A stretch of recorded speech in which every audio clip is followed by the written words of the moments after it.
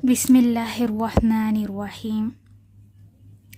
Today we will learn about history of atom and discovery of electron. Discovery of electron. History of atom के बारे में हम पढ़ रहे थे, तो इसमें हम देखेंगे कि डिस्कवरी ऑफ इलेक्ट्रॉन कैसे हुई। यानी कि अब हमें ये तो पता चल गया था कि एक एटम कोई चीज़ होती है, तो हमें डाल्टन ने ये भी कह दिया था कि एटम जो है ना पूरे यूनिवर्स की सबसे छोटी चीज़ है। मतलब कि सबसे छोटा जो यूनिवर्स में चीज़ है जिसको हम फर्दर ब्रेक नहीं कर सकते, तो वो एटम है। तो अब ये थ्योरी गलत प्रूफ होगी, क्योंकि जब हमने डिस्कवरी कर ली इलेक्ट्रॉन की, तो हमें पता चल गया कि अच्छा, एटम के अंदर भी सब एटॉमिक पार्टिकल्स होते हैं जो एटम से भी छोटे होते हैं। ठीक है, मतलब एटम के अंदर, यानी कि एटम है ना, इसके अंदर भी और पार्टिकल्स होते हैं। तो अब आगे देख लेते हैं डिस्कवरी ऑफ इलेक्ट्रॉन किसने की थी। यानी कि आगे इलेक्ट्रॉन का जो था ना वो एक्सपेरिमेंट किसने डिस्कवर किया था इसे। तो जो नेक्स्ट हमारे पास साइंटिस्ट था ना, वो हमारे पास था, यानी कि जो उसका नाम था जे थॉमसन। J Thomson. और इसका जो रियल नेम था, यानी कि इसका जो पूरा नेम था वो था जोसेफ जॉन थॉमसन। ठीक है, और इसने 1897 में इसने ये डिस्कवरी दी थी। यानी कि इसने ये एक्सपेरिमेंट किया था एक, उस एक्सपेरिमेंट का नाम था cathode ray tube experiment.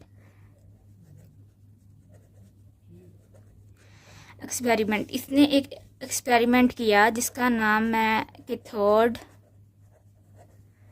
Ray tube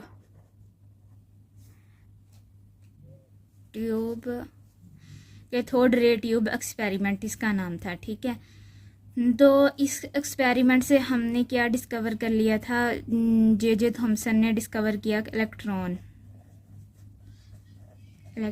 okay, और 1940 में अब उसने इलेक्ट्रॉन तो डिस्कवर कर लिया। अब 1940 में, उसके बाद 1940 में इसने अपना काम जारी रखा था। इसने ये नहीं कि बस इलेक्ट्रॉन डिस्कवर करके काम छोड़ दिया, इसने फर्दर और स्टडीज़ की और मतलब कि और इसने अपने काम को आगे कंटिन्यू किया।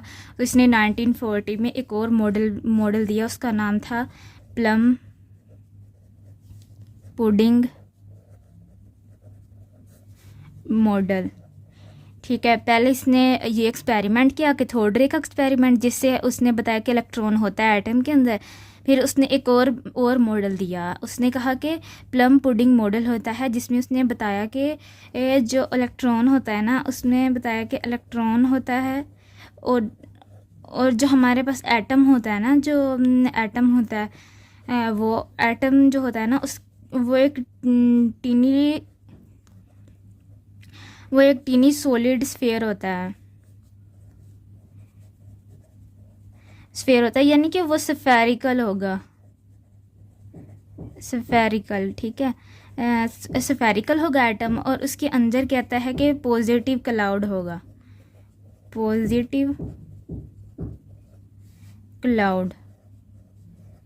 उसके अंदर ना पॉजिटिव क्लाउड होगा। जो पॉजिटिव क्लाउड होगा ना, उसके पॉजिटिव क्लाउड के अंदर इलेक्ट्रॉन्स होंगे। ठीक है, उसने ये बताया था। और फिर उसने इसको अपने मॉडल को किस चीज़ से कंपेयर करके बताया था, कि उसने कहा था कि जैसे एक वाटरमेलन होता है ना हमारे पास, तरबूज, वाटरमेलन। ठीक है, उसने कहा था कि जैसे अब वाटरमेलन को जब हम काटते हैं, ये देखें, ये ऐसे अब कट गया, तो ना ये इसके अंदर ये ऐसे बीज होते हैं उसके अंदर, वाटरमेलन के अंदर। ठीक है, और ये जो बीज होता है ना हमारे पास, उसने इसको कहा था कि ये इलेक्ट्रॉन है। ये देखो, ये वाले उसने इनको इलेक्ट्रॉन का नाम दिया था बीज को, ये जो छोटे छोटे सीड्स होते हैं ना इसके अंदर, उसको उसने कहा था कि ये इलेक्ट्रॉन्स हैं। ओके, और ये जो इलेक्ट्रॉन्स हैं और ये जो रेड वाला पार्ट होता है ना इसके अंदर, वाटरमेलन के अंदर, इसको उसने कहा था कि ये पॉजिटिव क्लाउड है, पॉजिटिव क्लाउड।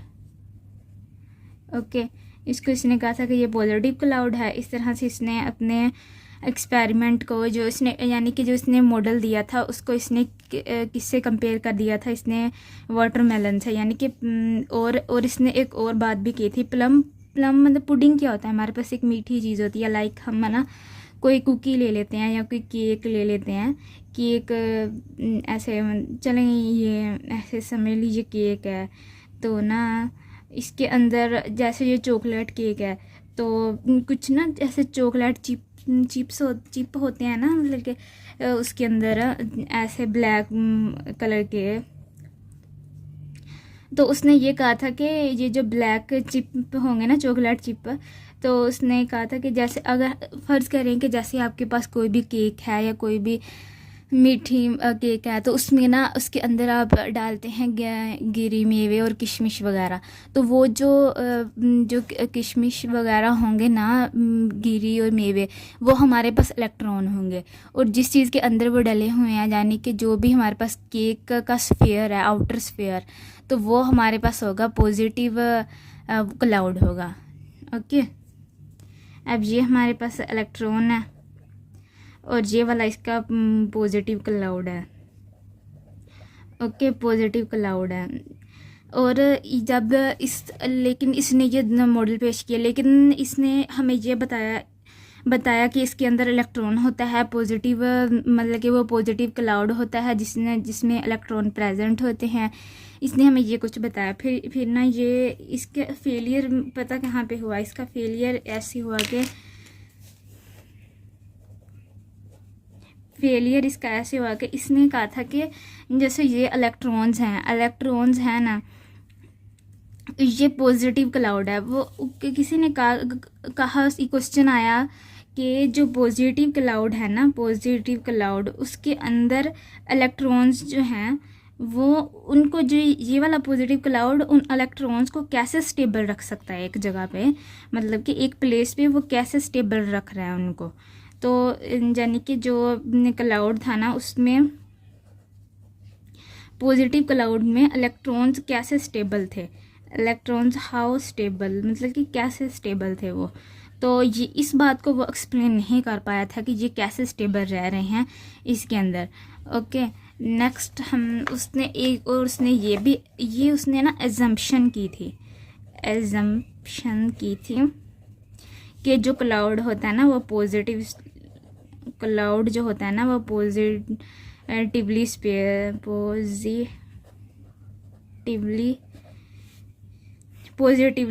होता है। और उसने ये एक एजम्पशन की थी। और क्योंकि अभी तक ना जो प्रोटॉन था ना वो हमारे पास डिस्कवर नहीं हुआ था, प्रोटॉन नॉट डिस्कवर, क्योंकि अभी तक हमारे पास प्रोटॉन नहीं डिस्कवर होता, बस उसने एक एजम्पशन कर दी थी कि ऐसे होता है। तो अभी हम डिटेल में पढ़ेंगे। अभी तक हमने कैथोड रे का एक्सपेरिमेंट देख लिया और प्लम पुडिंग देख लिया। तो ये ना इस कैथोड रे के एक्सपेरिमेंट को और प्लम पुडिंग को हम थोड़ा डिटेल में आगे पढ़ेंगे कि कैसे उसने कैथोड रे का एक्सपेरिमेंट किया था, तो वो हम देखने हैं अभी। तो नेक्स्ट अब हम देखेंगे कैथोड रे ट्यूब एक्सपेरिमेंट को। लिख लेते हैं यहाँ पे cathode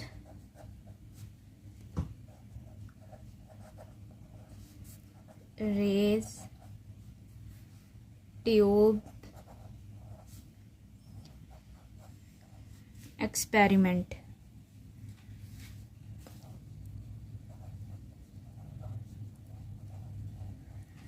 cathode ray tube experiment में हम सबसे पहले देख लेते हैं कि टूल इसमें क्या यूज़ हुआ था, यानी कि क्या इसमें टूल देखेंगे हम कि क्या यूज़ हुआ था। उसमें एक गिलास ट्यूब होगी हमारे पास, गिलास ट्यूब होगी, और गिलास ट्यूब जो होगी फील्ड विद गैस,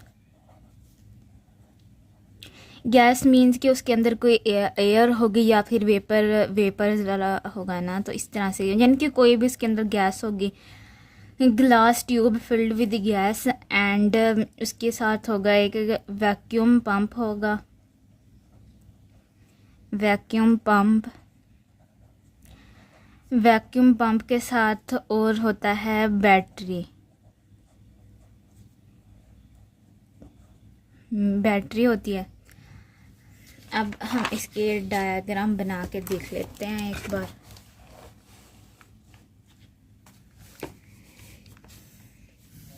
तो यहाँ पे हम बनाएंगे उसके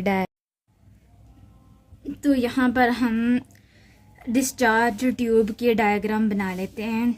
ऐसे करके हमारे पास होता है एक गिलास ट्यूब,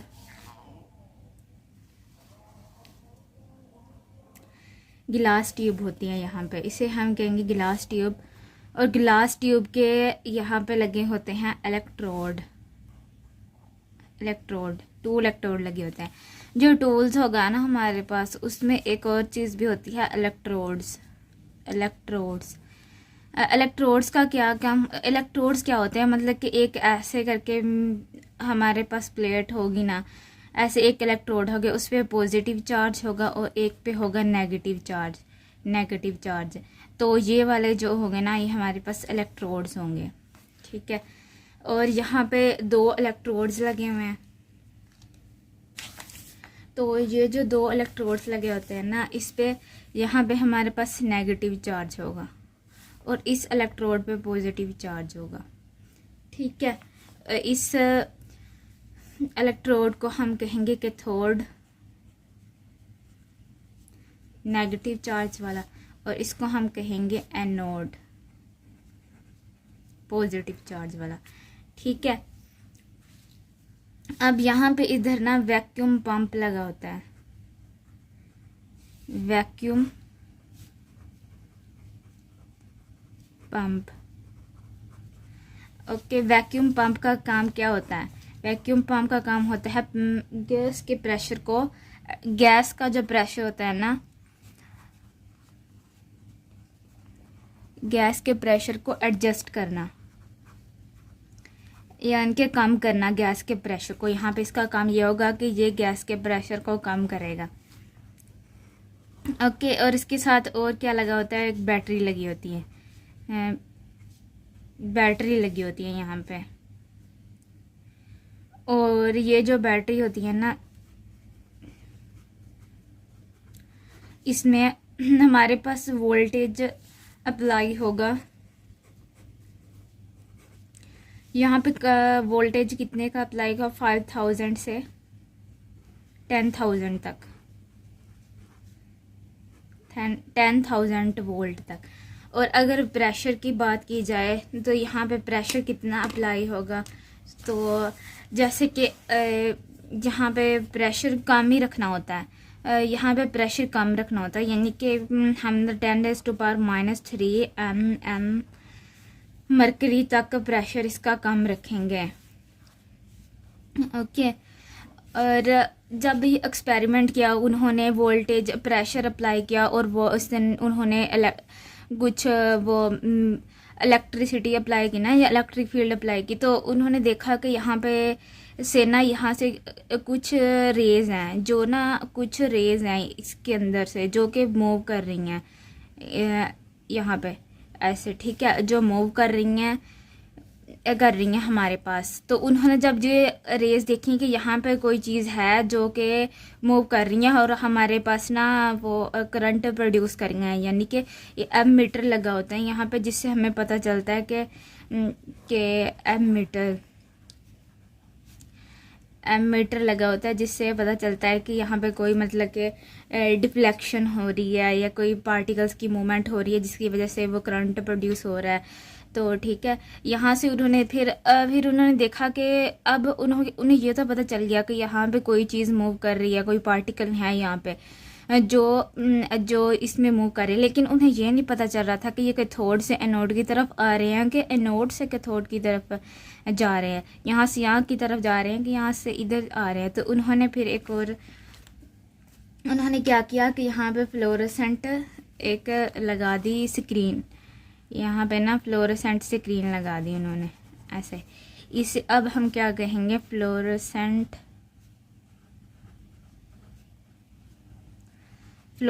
स्क्रीन।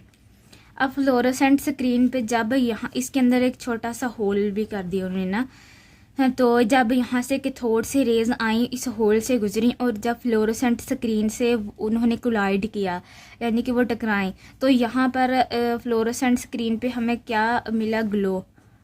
फ्लोरोसेंट स्क्रीन पे ग्लो हुआ, यानी कि यहाँ पे ये ग्लो फ्लोरोसेंट स्क्रीन ग्लो होना शुरू होगी। तो इससे हमें पता चल गया कि कैथोड से एनोड की तरफ रेज जा रही हैं, जिसकी वजह से वो पार्टिकल्स जो है ना वो फ्लोरोसेंट स्क्रीन पर कोलाइड हो रहे हैं और इसका कोलाइड हो रहे हैं और ग्लो प्रोड्यूस हो रहा है। यहाँ पे इन्होंने ग्लो कैसे प्रोड्यूस हुआ था, जब इन्होंने प्रेशर कम किया था। जैसे जैसे हम प्रेशर कम करेंगे ना, प्रेशर रिड्यूस करेंगे तो जो गैस होगी हमारे पास, गैस जो होगी वो गुड कंडक्टर ऑफ इलेक्ट्रिसिटी बन जाएगी। गुड कंडक्टर ऑफ इलेक्ट्रिसिटी बन जाएगी, गुड कंडक्टर ऑफ इलेक्ट्रिसिटी बन जाएगी। ओके, यानी कि जितना ज़्यादा हम प्रेशर कम करते जाएंगे उतना ज़्यादा ग्लो आएगा यहाँ पे। तो यहाँ पे हमें 0.01 टोर पर आके ग्लो शो हुआ, ठीक है, ग्लो यहाँ पे शो हुआ 0.01 पे आके। और जब जो फ्लोरोसेंट स्क्रीन होती है ना, इस पर अगर कोई भी पार्टिकल आके इस पे कोलाइड करेगा, टकराएगा, तो इसके साथ ना तो ये ग्लो प्रोड्यूस करेगी।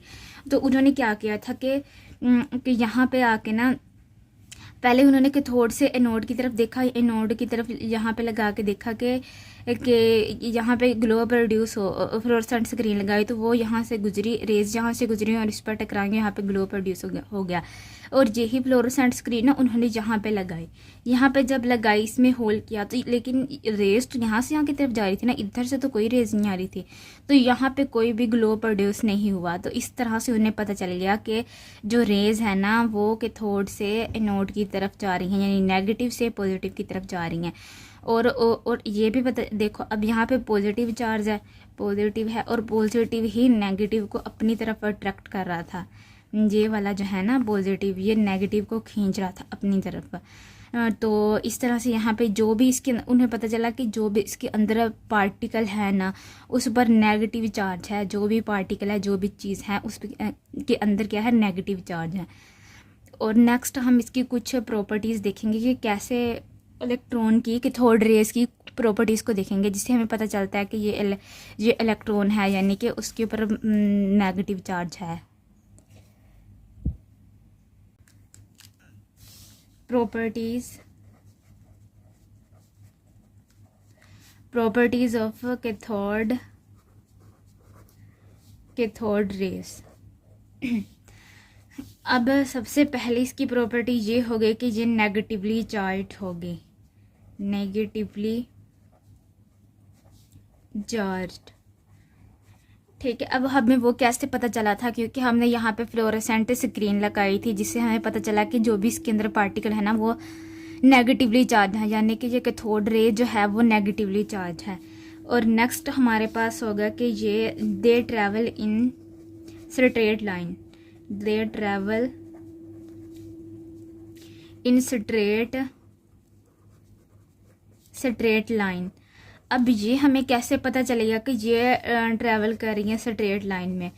तो उन्होंने क्या किया था कि उन्होंने जैसे ये जहाँ पे कैथोड एनोड लगा था, यहाँ पे कैथोड लगा हुआ था, यहाँ पे एनोड लगा हुआ था, जब यहाँ से रेज पास कर रही थी ना तो उन्होंने दरमियान में एक ऑब्जेक्ट रख दिया, इसके दरमियान में एक ऑब्जेक्ट रख दिया। तो जब रेज इसके साथ टकराई ना तो इसके पीछे ना यहाँ इसके पीछे शेडो बना, और शेडो बना, जब शेडो बनता है तो हमें पता है कि जब कोई भी चीज़ मतलब कि सीधी जा रही, जब कोई रेज है ना जो रेज सीधी चल रही हो, जब रेज स्ट्रेट चल रही हो तो ही हमारे पास शेडो बनता है, ठीक है। तो इस समय यहाँ पे शेडो बना, जिसकी वजह से हमें पता चला कि ये रेज जो है ना वो स्ट्रेट जा रही होती है, मतलब स्ट्रेट लाइन में ट्रैवल करते हैं। अगर हम ये शेडो हटा दें, ये ऑब्जेक्ट हटा देना, तो ये सीधा ट्रैवल करेंगे और जाके इसके पास जाएंगी। और नेक्स्ट हमारे पास है कि ये जो होती है ना, इनके पास काइनेटिक एनर्जी होती है, हैव काइनेटिक एनर्जी। जो रेस के अंदर जो पार्टिकल्स हैं ना, उनके पास काइनेटिक एनर्जी होती है। ये किसके पास काइनेटिक एनर्जी होती है? जो इसके अंदर पार्टिकल्स हैं। ओके, क्लियर हो गया। और उन्होंने फिर आगे कहा था कि ये जो होती हैं ना, जो रेज होती हैं, ये जो रेज हैं कैथोड रेज, ये हमारे पास made up of small particles, यानी कि ये जो रेज है ना, ये छोटे छोटे पार्टिकल से मिलके बनी होती हैं। तो वो हमें पता ही है कि ये जो पार्टिकल है ना, ये इलेक्ट्रॉन होते हैं।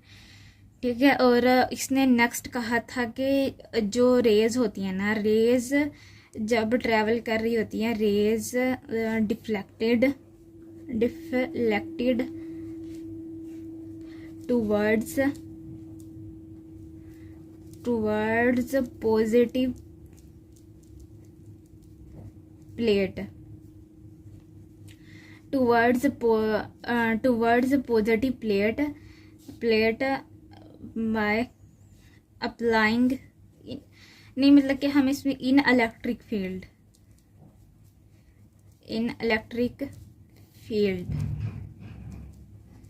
या फिर मैग्नेटिक फील्ड,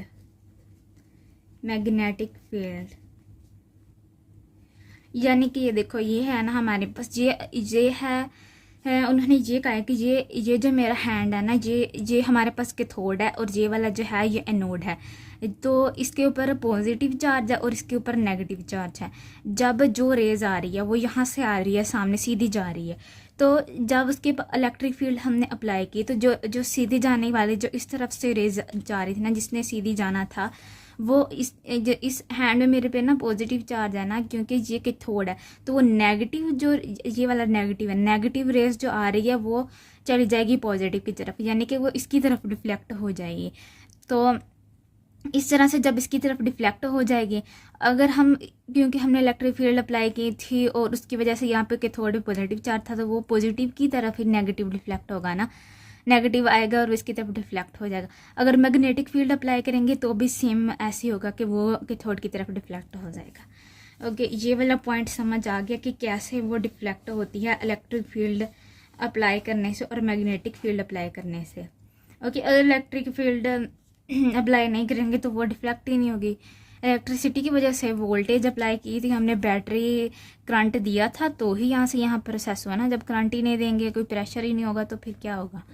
ठीक है, अब नेक्स्ट हमारे पास है, नेक्स्ट हम देख लेते हैं कि पॉजिटिव और इलेक्ट्रिक और मैग्नेटिक फील्ड वाला पॉइंट तो हमने देख लिया। अब नेक्स्ट हमारे पास ये होता है कि ये प्रोड्यूस फ्लोरोसेंस प्रोड्यूस करती है, यानी कि ग्लो प्रोड्यूस करती है ना, ग्लो प्रोड्यूस करी। वो हमने देख लिया कि जब हमने फ्लोरोसेंट स्क्रीन लगाई थी, तो वो जब जाके इसके साथ स्ट्राइक किया था, कोलाइड किए थे पार्टिकल्स, तो ये ग्लो कर गए, तो उस तरह से ये फ्लोरोसेंस प्रोड्यूस हो गया। और एंड पे हम देख लेते हैं कि ये प्रोड्यूस करती हैं एक्स रेज, क्योंकि ये बहुत फास्ट होती हैं, बहुत फास्टली ये जाके कोलाइड करती हैं किसी भी चीज़ के साथ, तो इसकी वजह से ये एक्स रेज प्रोड्यूस करती हैं। तो इस तरह से हमने इन सब प्रॉपर्टीज़ की बिना पर कैथोड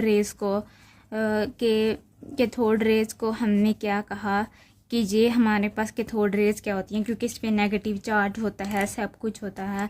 अगर इलेक्ट्रिक फील्ड अप्लाई की जाए तो इलेक्ट्रिक फील्ड जो होती है ना, जो काइनेटिक एनर्जी जो होती है ना, वो होती है पार्टिकल्स के पास। तो इसके अंदर उन्होंने जो पार्टिकल थे ना, सब एटॉमिक पार्टिकल, कैथोड के अंदर जो सब एटॉमिक एटॉमिक पार्टिकल्स थे, उसको उसने नाम दे दिया इलेक्ट्रॉन्स का।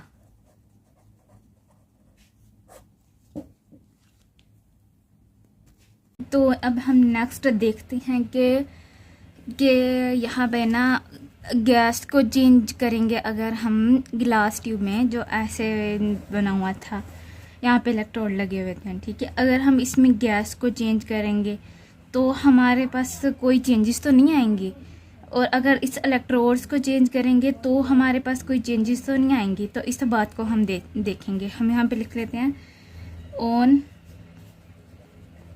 Changing gas and electrode material, on changing gas and electrode material, ठीक है।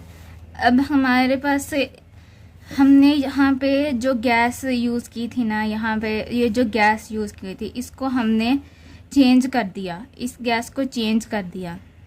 यानी कि जो गैस पहले यूज़ कर रहे थे ना हम पीछे, उसको चेंज करके एक और नई गैस डाल दी। तो फिर हमने ये एक्सपेरिमेंट किया तो हमने देखा कि इसमें कोई चेंज नहीं आई, मतलब कि वही कैथोड रेस थी और उसमें से पार्टिकल्स भी जाके उसके साथ कोलाइड किए, मतलब कि स्क्रीन के साथ, तो कोई चेंजेस नहीं आए।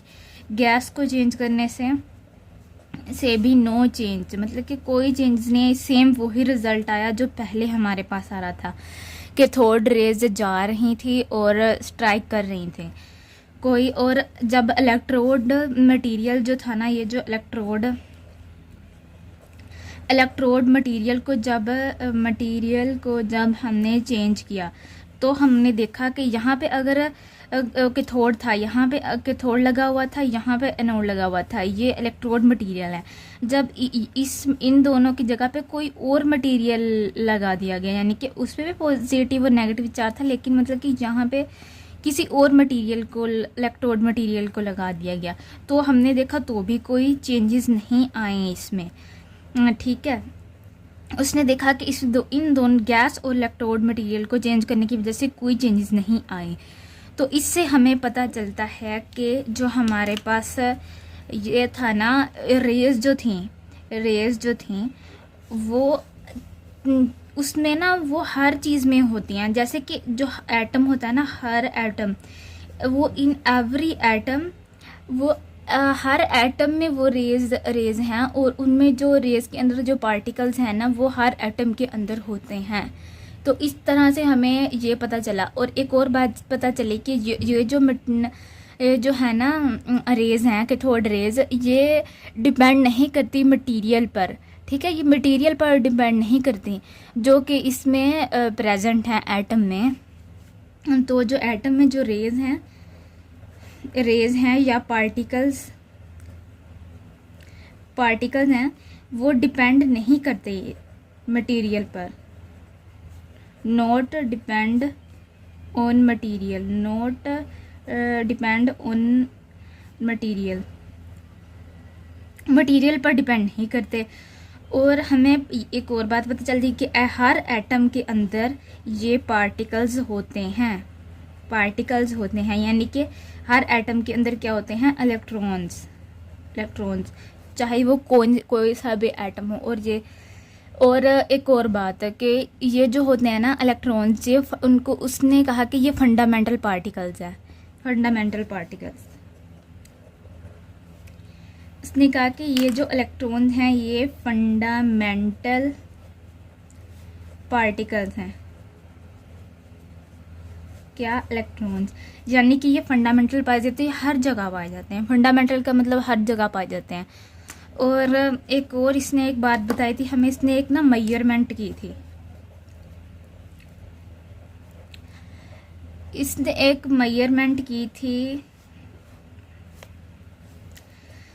और जिसकी वजह से ये ना ज़्यादा फेमस हो गया था। इसने वो मेजरमेंट की थी हमें ना कैथोड रेज के ऊपर चार्ज का बताया था कि इसके जो कैथोड रेज के अंदर इलेक्ट्रॉन होता है ना, उस पर कौन सा चार्ज होता है, यानी कि charge to mass ratio of cathode rays ने बताई थी हमें, charge to mass ratio of cathode rays, ठीक है। अब हम देख लेते हैं कि कैथोड रेज के ऊपर चार्ज भी है और इनका मैस भी होता है, यानी कि चार्ज ओवर मैस रेशो इसने बताई थी। और चार्ज को हम ई से रिप्रेजेंट करते हैं और मैस को एम से। तो इसने कहा था कि ये जो चार्ज ओवर मैस रेशो होगी ना वो 1.75 मल्टीप्लाई बाय 10⁻⁻11 होगी। और जो होता है चार्ज, उसका जो यूनिट होता है वो कोलम्ब होता है और ये जो है इसका किलोग्राम होगा। तो इसने ये हमें बताया था। और ये जो हमारे पास है ना, ये हम कहेंगे कि charge to mass ratio of cathode rays cathode rays यानी कैथोड रेज मतलब कि नेगेटिवली चार्ज पार्टिकल्स वो कैथोड रेज कहते हैं। इसका उसने वो बताया था, चार्ज बताया था। अब नेक्स्ट हम देख लेते हैं कि ये जो था ना, जे थॉमसन ने जो हमें ये जो थ्योरी एक्सपेरिमेंट किए, हमें ये दी मॉडल दिया और इसके हम पोस्टुलेट देख लेते हैं। वो इसके पोस्टुलेट क्या होंगे हमारे पास? पोस्टुलेट्स, सबसे पहले इसने बताया था कि जो एटम होगा ना, वो जो एटम है ना वो कंसिस्ट होता है, यानी कि वो एक स्फेरिकल क्लाउड पर मुश्तमिल होता है जो कि पॉजिटिव चार्ज वाला होता है। स्फेरिकल क्लाउड होगा पॉजिटिव चार्ज का। एंड उसने कहा था कि इसमें स्फेरिकल क्लाउड में नेगेटिव चार्ज भी होते हैं। Atom consist of spherical cloud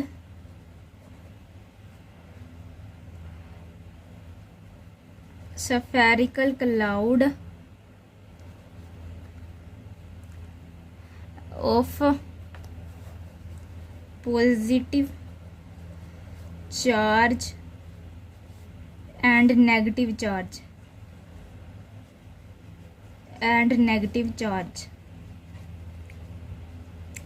अब देखो ये एक एटम है ना, ये स्फेरिकल क्लाउड है, ये उसने कहा कि ये एक एटम है। तो उसने कहा कि इस एटम के अंदर क्या होगा? पॉजिटिव चार्ज होगा, ठीक है। और इसके साथ साथ और क्या चीज़ उसने कहा है कि एक एटम के अंदर और क्या चीज़ उसने बताई है कि होगा? नेगेटिव चार्ज होगा, नेगेटिव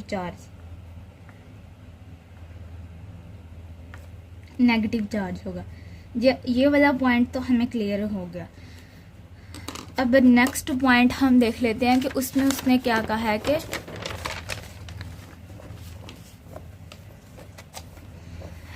उसने कहा था कि जो होगा ना हमारे पास नेगेटिव चार्ज होगा ना, यानी कि जो इलेक्ट्रॉन होगा, electron present in positively charged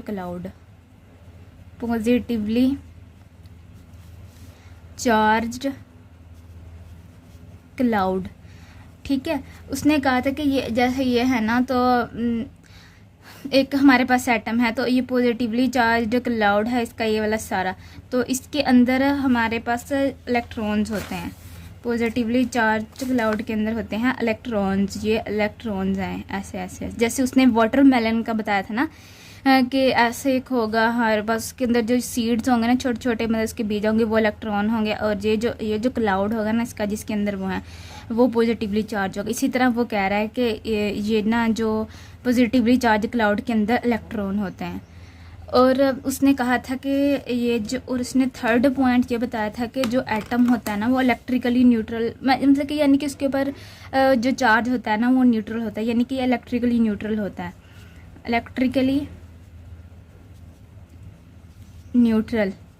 कौन इलेक्ट्रिकली न्यूट्रल है? एटम, क्योंकि उसने कहा था कि जितने पॉजिटिव चार्ज होंगे उतने ही नेगेटिव चार्ज होंगे। जितने पॉजिटिव चार्ज हैं इसके अंदर, यानी कि एक स्फीयर की एक एटम के अंदर जितने पॉजिटिव चार्ज हैं उतने ही नेगेटिव चार्ज हैं। तो जब फिर पॉजिटिव नेगेटिव को कैंसिल कर देगा और हमारे पास एक न्यूट्रल हो जाएगा, ये मतलब कि नेट चार्ज जो हमारे पास होगा ना वो न्यूट्रल हो जाएगा। इस तरह से उसने कहा था कि ये इलेक्ट्रिकली न्यूट्रल होता है। अच्छा, अब हम इसकी एक लिमिटेशन देख लेते हैं कि यानी कि हमारे पास लिमिटेशंस इसकी क्या है। पोस्टुलेट तो हमने इसके 3-4 देख लिए। अब लिमिटेशन की बात करें तो इसके उसने कहा था कि इसके अंदर ना वो ये नहीं बता पाया था कि इसके अंदर ना लैक ऑफ न्यूक्लियस होता है, यानी कि इसके अंदर न्यूक्लियस नहीं होता, लैक ऑफ न्यूक्लियस। इसके न्यूक्लियस के बारे में वो नहीं बता पाया था, पर क्योंकि इसका हमें पता है कि एटम के अंदर जो न्यूक्लियस होता है ना वो प्रोटॉन प्रोटॉन होता है और प्रोटॉन होता है और इसके बारे में नहीं बता पाया था, यानी कि प्रोटॉन होता है, उसमें प्रोटॉन भी होता है, न्यूट्रॉन भी होता है। ये तो हमें बाद में बात पता चली थी ना, ठीक है। और दूसरे नंबर पर उसने ये नहीं बता पाया था कि स्टेबिलिटी ऑफ एन एटम, यानी कि स्टेबिलिटी ऑफ एन एटम ये नहीं बता पाए थे कि हाउ जब positive cloud can hold negative charge, यानी कि एक पॉजिटिव जो चार्ज है वो कैसे इलेक्ट्रॉन्स को अपने अंदर होल्ड करके रखा हुआ है इसने एक जगह पे।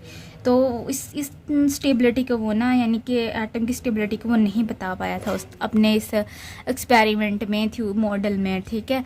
फिर उसने बस यही कुछ था जो हमने पढ़ा जे थॉमसन के बारे में कि इसने हमें एक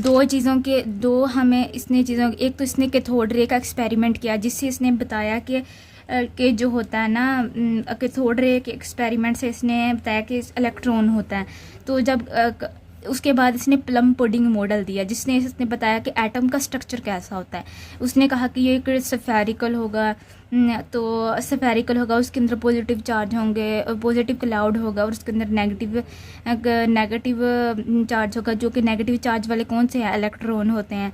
तो इस तरह से इसने हमें बहुत सी बेसिक यानी कि बहुत चीज़ों के बारे में बता दिया, इलेक्ट्रॉन के बारे में हमें बता दिया इसने। तो इस तरह से हमें ये पता चला कि सबसे पहली डिस्कवरी इलेक्ट्रॉन की जे थॉमसन ने की हमारे पास। ओके, आज के लिए यही कुछ था। ओके, अल्लाह हाफिज़।